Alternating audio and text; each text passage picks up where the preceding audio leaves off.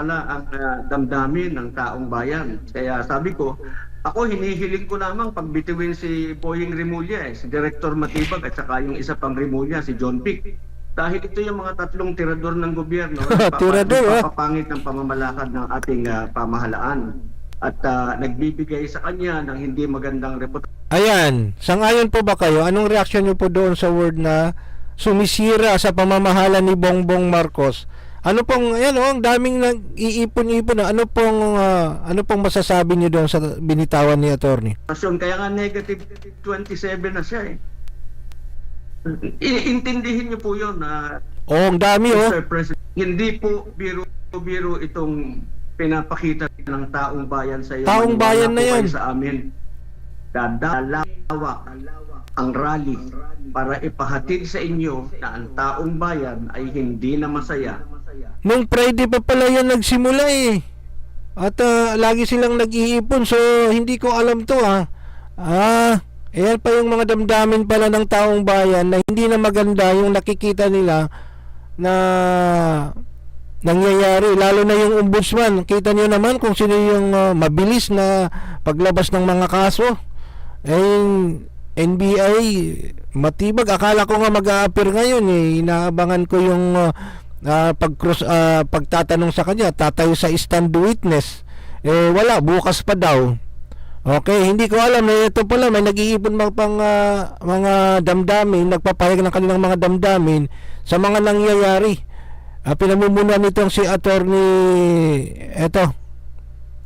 sa nangyayari sa ginagawa ng inyong mga kaalipores. Kailangan po pakita namin mayroong kasuhan, mayroong mga senador na napangalanan na tumanggap ng baleta sa mga congressmen at congresswomen na kaalyado ninyo na tumanggap ng baleta. Kailangan po makita rin namin sila behind bars kasama ng mga ikinulong ninyong mga lumalaban para sa demokrasya natin.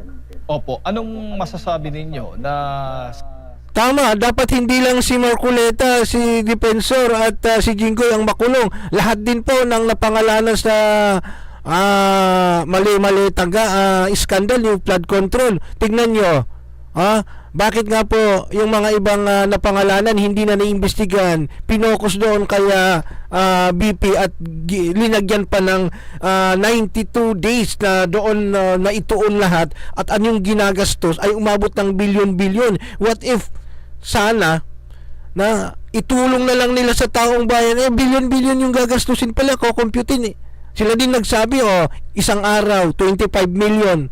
Kailan ba nagpo si Senate President? May isang senador na nag-estimate nila, computation nila, 25 million a day. O ilang days ang igugugol nila doon, ilang buwan. O doon na naubos yung tapos nawala na sa pansin yung flood control. Di ba?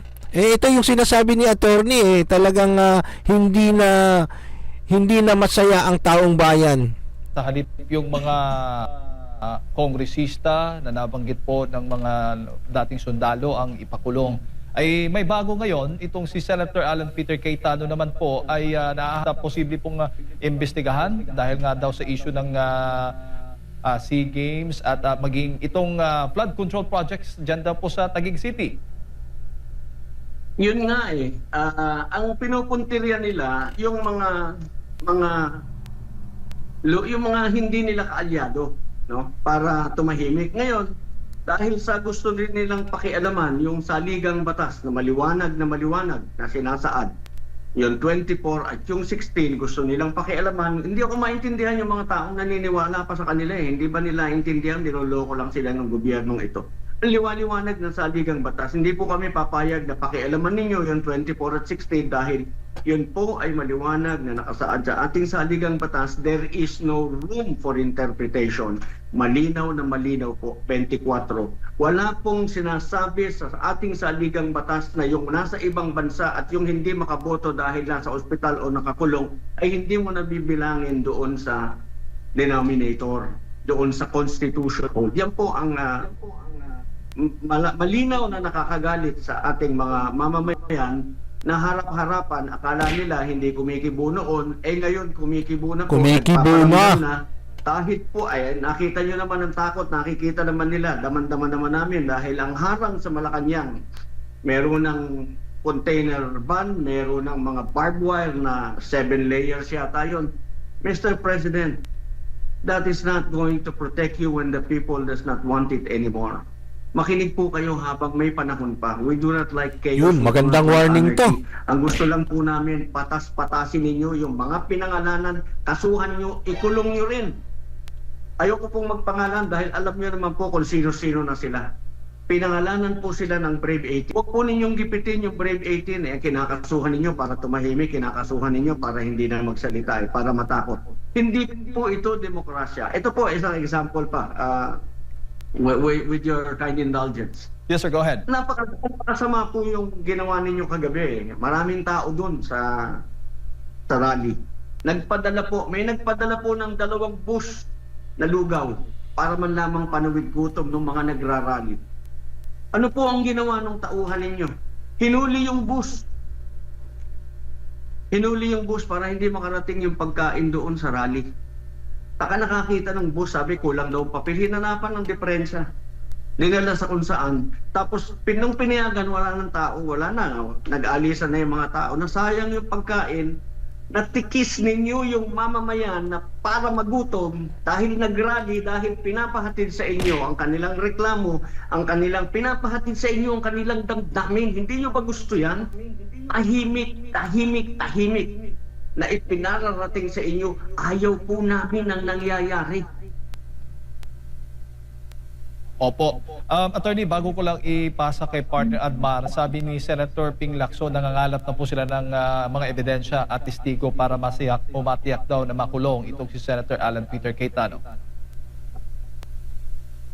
Anyway, bago po siya mangalap, yung po kasing mga ebidensya naman laban kay Senator Ping Lacson, kay Senator Tito Soto, maliwanag na bakit hindi nila unang-unang arestuhin yung dalawang yan at nang magkaalaman. Alam po ninyo, sasabihin ko na merong well anyway, wag na po muna, baka we will be telegraphing our action later.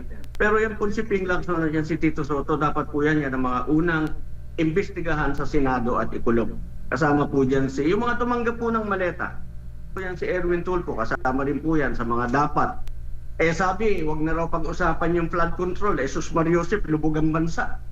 Nalulunod ang mga tao, wag pag-usapan ng flood control. Bakit? Kasi tumanggap din siya ng maleta. Wala po kung bintang na ginagawa sa iyo. Ang nagsasabi po niyan, yung mga nagdala ng maleta sa iyo. Yung pong mga ganyan, dapat po kung gusto ko talagang patas-patas ang laban at yung taong itinalaga na hahabol sa mga ito ay patas. Wala pong magiging reklamo ang taong bayan. Hindi po yung hinahanap nyo pa yung dokumento laban sa Taguig, laban sa ganito. Bakit po doon sa Ilocos Norte, obvious na obvious. Doon sa district ni Congressman Sandro, bakit hindi ninyo imbestigahan doon? Kitang-kita naman doon. Bakit hindi ninyo unahin doon? Una-una pinapasok ninyo yung mga anak ninyo sa politika, nag-dynasty kayo. Hindi nyo ba naisip na your children can be subjected to the same discipline that the law requires?